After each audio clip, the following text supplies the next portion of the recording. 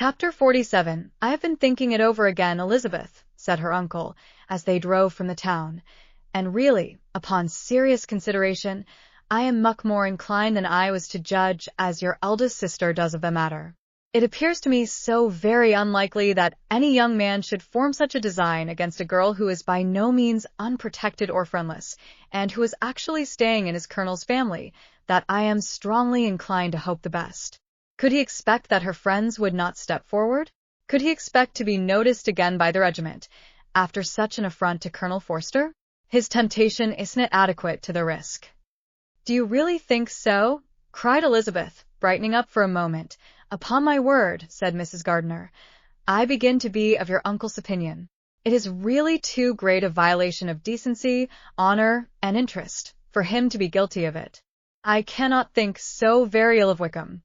Can you yourself, Lizzie, so wholly give him up, as to believe him capable of it?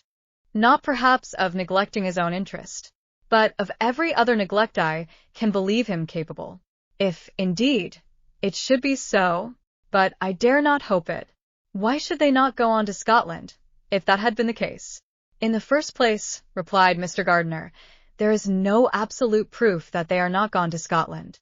Oh, but their removing from the chaise into a hackney coach is such a presumption. And, besides, no traces of them were to be found on the Barnet road. Well, then, supposing them to be in London, they may be there, though for the purpose of concealment, for no more exceptionable purpose. It isn't likely that money should be very abundant on either side, and it might strike them that they could be more economically, though less expeditiously, married in London than in Scotland. But why all this secrecy? Why any fear of detection? Why must their marriage be private? Oh, no, this is not likely.